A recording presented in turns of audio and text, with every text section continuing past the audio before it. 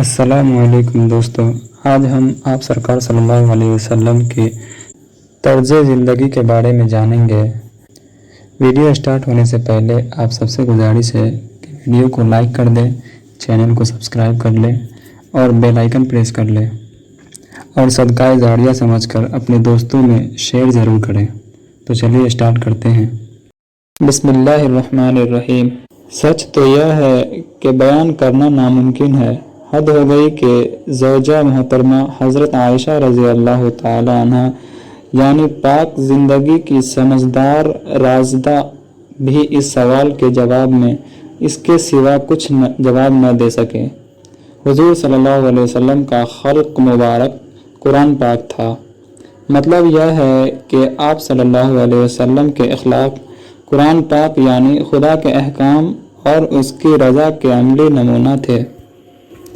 لڑائی، صلح، دشمنی، دوستی، آرام، عبادت، خوراک، پوشاک، اٹھنا، بیٹھنا، سونا، جاگنا، غرض تمام موقعوں پر حضور صلی اللہ علیہ وسلم کا وہی طرز ہوتا جو خدا کی مرضی ہوتی۔ جو لوگ برسوں اور مدتوں حضور صلی اللہ علیہ وسلم کی خدمت میں رہے، ان کا بیان ہے کہ حضور صلی اللہ علیہ وسلم اپنی وجہ سے کبھی کسی پر خفا نہ ہوتے، اپنے نقصان کا کبھی کسی سے بدلہ نہ لیتے۔ ہاں، اگر شریعت کا کوئی حق ضائع ہوتا تو پھر آپ صلی اللہ علیہ وسلم کے غصہ کی انتہا نہ رہتی۔ اس وقت آپ صلی اللہ علیہ وسلم کی سزا سے نہ کوئی سفارش بچا سکتی، نہ کسی کی محبت۔ وسعت اور امیدگی اخلاق ہی تھی کہ جس کو نبوت کے ثبوت میں پیش کیا جاتا اور بڑے بڑے کافر اور جانی دشمن گردن جھکا دیتے اور حضور صلی اللہ علیہ وسلم کی محبت کے متوالے بن جاتے۔ گستاخی، بے ادبی، تکلیف و رنج کا بدلہ محال تھا کہ معافی کے علاوہ کوئی اور ہوتا۔ خدا سے کوئی وقت خالی نہ تھا۔ سونے کے وقت آنکھیں سوتی مگر دل یاد خدا میں جاگتا رہتا۔ ایک ایک مجلس میں 70 اور 100 مرتبہ استغفار تو صحابہ رضی اللہ تعالیٰ عنہ سن لیتے۔ خدمت خلق پاکیزہ زندگی کا سب سے بڑا مقصد تھا۔ ہمدردی خلق ایک دوسرا سانس تھا جس پر زندگی کا گویا دار و مدار تھا۔ زندگی انتہائی خطرہ میں ہوتی تب بھی ہمدردی مخلوق کا ولولہ تمام خطروں سے آزاد رہتا بلکہ پورے جوش پر ہوتا۔ احد کی لڑائی میں چہرہ مبارک میں 2 کڑیاں چبھی ہوئی ہیں، خون کے چشمے چہرہ مبارک کی رگوں سے ابل رہے ہیں، مگر مخلوقات کا سب سے بڑا ہمدرد ایک ایک خطرہ کی حفاظت کر رہا ہے کہ اگر زمین پر گرا تو قہر الہی جوش میں آ جائے گا۔ اس کا افسوس نہیں کہ اتنی بڑی گستاخی، اتنی بڑی درندگی اور بے دردی کیوں کی گئی۔ افسوس اس کا ہے کہ اس قوم کی فلاح و ترقی میں کوئی رکاوٹ نہ پیدا ہو جائے۔ بار بار یہ ارشاد زمان مبارک پر ہے، ہائے وہ قوم فلاح کیوں کر پائے گی جس نے اپنے سب سے بڑے خیر خواہ کے ساتھ یہ برتاؤ کیا۔ تواضع اور انکساری حد درجہ کی تھی۔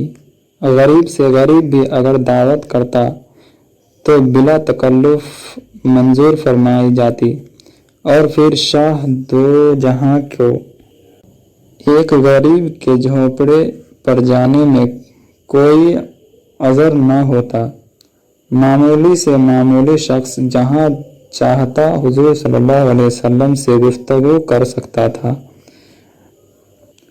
نہ دروازہ پر کوئی دربان تھا، نہ راستے میں کوئی جوان کہ ہٹو بچوں، نہ ساتھیوں کے ساتھ چلنے میں کوئی نرالی شان ہوتی، نہ بیٹھنے میں کوئی امتیازی شان۔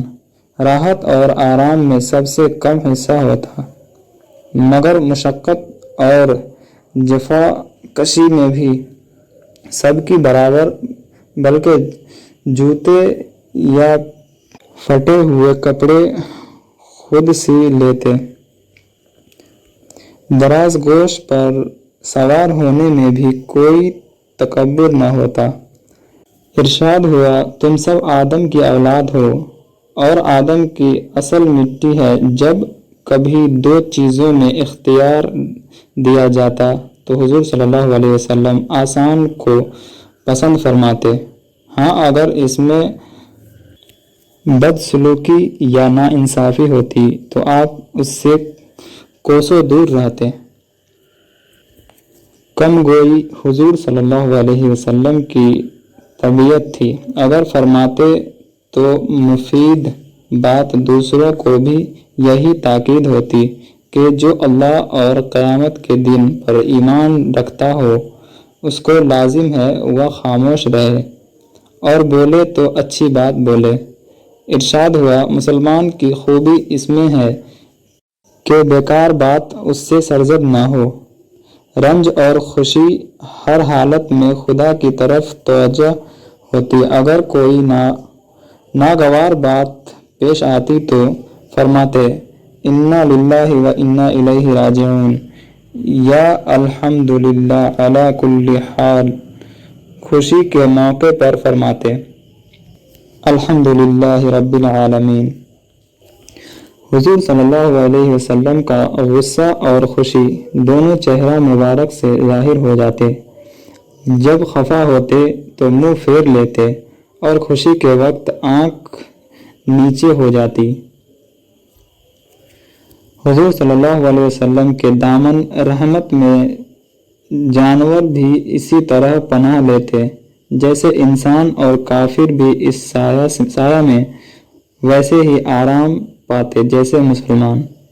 इरशाद हुआ, मोमिन वह है जिससे आदम की औलाद को कोई नुकसान न पहुँचे। जानवरों पर मेहरबानी, बला आती तो उसके सामने खुद रहमत आलम सल्लल्लाहु अलैहि वसल्लम पानी का बर्तन उस वक्त तक झुकाए रखते जब तक वह सैराब न हो जाए। फरमाया, एक बदकार औरत की इसी में निजात हो गई कि प्यास से सुसकते हुए कुत्ते को पानी पिला दिया था जिससे वह जिंदा हो गया, और एक औरत इसी बायस दोज़ख में जल रही है कि बिल्ली को बांध लिया था मगर कुछ खाने को न दिया, यहाँ तक कि बिल्ली मर गई। सवार होने वालों को वसीयत हुई कि सवारियों पर सख्ती न करें। ज़बह करने वालों को हुक्म होता है कि ज़बह में नर्म तरीका इख्तियार करें। घोड़े वालों को नसीहत होती है कि अपने घोड़ों के मुंह को चादर या आस्तीन से साफ कर लिया करें। इसी आम रहम व करम का भरोसा था कि जानवर भी अपनी शिकायतें हुजूर सल्लल्लाहु अलैहि वसल्लम के दरबार में पेश करते थे। इबादत में हुजूर सल्लल्लाहु अलैहि वसल्लम का तरीका क्या था?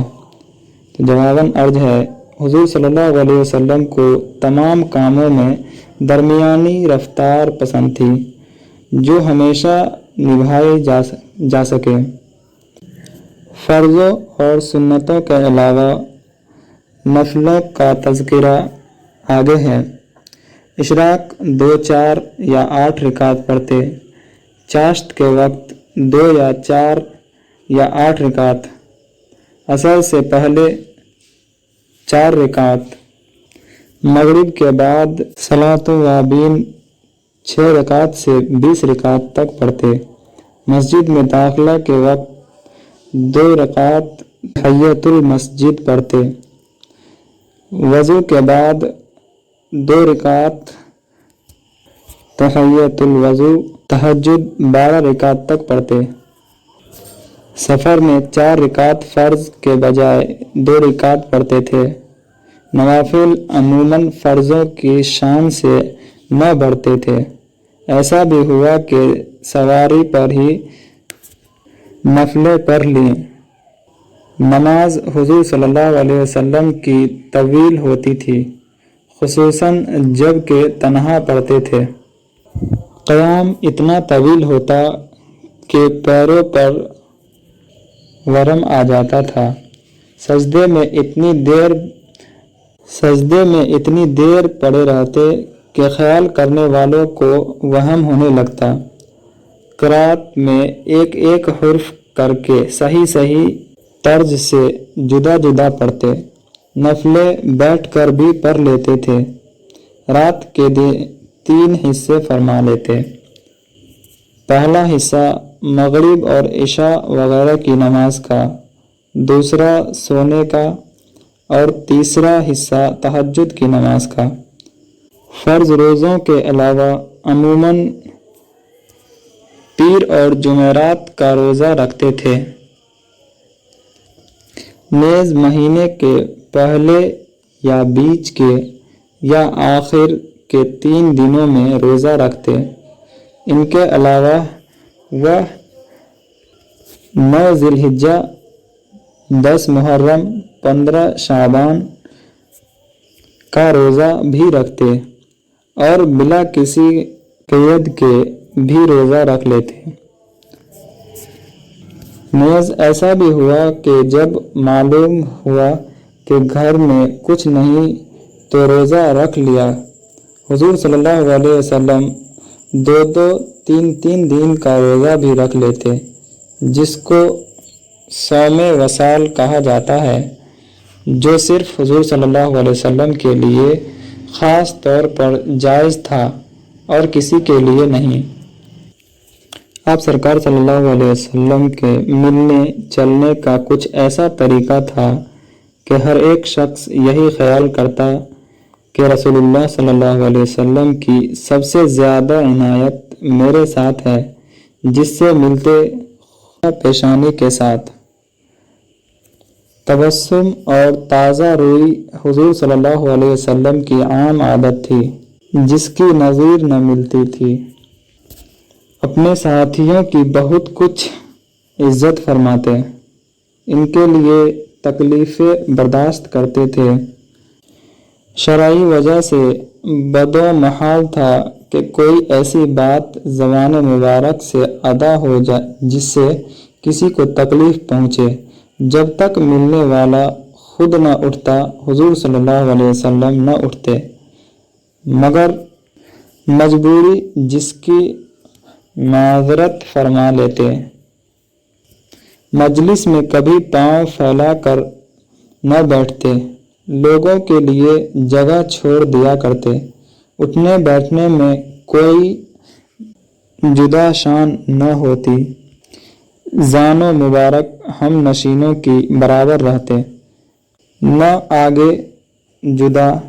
مجلس میں جہاں جگہ ملتی وہیں بیٹھ جاتے، صدر مقام کی کبھی خواہش نہ کرتے۔ خاص موقعوں پر ملاقات کے لیے عمدہ لباس بھی زیب تن فرما لیتے تھے۔ مال وغیرہ بھی درست فرما لیتے۔ اگر کوئی حضور صلی اللہ علیہ وسلم کو دفعتاً دیکھتا تو بے شک اس پر رعب چھا جاتا، مگر جو ملتا بات چیت ہوتی، حضور صلی اللہ علیہ وسلم کا دیوانہ ہو جاتا۔ حضور صلی اللہ علیہ وسلم خوش طبعی بھی فرماتے تھے، مگر جھوٹ بات کبھی زبان پر نہ آتی۔ حضور صلی اللہ علیہ وسلم کے ساتھ آپس میں پہلے زمانے کی باتیں کرتے۔ آپ صلی اللہ علیہ وسلم خاموش بیٹھے سنا کرتے، کسی بات پر ہنستے تو آپ بھی مسکرا دیتے، اور جب حضور صلی اللہ علیہ وسلم کوئی بات فرماتے تو سب خاموش ہو کر سننے لگتے۔ جب حضور صلی اللہ علیہ وسلم کسی سے ملتے پہلے ہی سلام کر لیتے، اپنے ساتھیوں کی ہمیشہ خیریت دریافت فرماتے۔ اگر کوئی بیمار ہو جاتا، اس کی مزاج پرسی کے لیے مکان میں تشریف لے جاتے۔ اگر کوئی سفر میں جاتا تو اس کے لیے دعا فرماتے رہتے۔ اگر معلوم ہوتا کوئی رنجیدہ ہے تو اس کی دلداری فرماتے۔ اگر کسی سے کوئی خطا ہو جاتی تو اس کا عذر قبول فرماتے۔ हुजूर सल्लल्लाहु अलैहि वसल्लम के दरबार में अमीर, गरीब, कमज़ोर व कवी सब बराबर रहते। हुजूर सल्लल्लाहु अलैहि वसल्लम अपने औकात की किस तरह तकसीम फरमाते थे, यानी रोज़ाना का आम प्रोग्राम क्या था? जवाबन अर्ज है, मजलिस मुबारक की दो सूरतें थीं जिन पर हुजूर सल्लल्लाहु अलैहि वसल्लम का वक्त तकसीम होता था। पहला मकान के अंदर और दूसरा मकान के बाहर। फिर मकान के अंदर के वक्त को 3 हिस्सों में तकसीम फरमाते थे। पहला इबादत के लिए, दूसरा घर के काम काज, बातचीत, हंसने बोलने के लिए और तीसरा आराम के लिए। फिर आराम के वक्त में से भी एक हिस्सा उम्मत के कामों के लिए वक़फ़ करते, जिसकी सूरत यह थी कि हुजूर सल्लल्लाहु अलैहि वसल्लम ख़ास को बारियाबी का मौका देते और फिर ख़ास के ज़रिया अवाम तक फ़यूज़ और तालीमात पहुँचाते। यह ख़ास वह होते जिनसे दीनी या दुनियावी ज़रूरतों में से किसी चीज़ को मख्फी न रखता था। वैसे तो दोस्तों, आप सरकार सल्लल्लाहु अलैहि वसल्लम के तर्ज ज़िंदगी को बयां करना किसी के इख्तियार में नहीं, लेकिन जो कुछ हमें मालूम है हम बयां करते हैं। इसी तरह के वीडियो को पाने के लिए हमारे चैनल को सब्सक्राइब करें।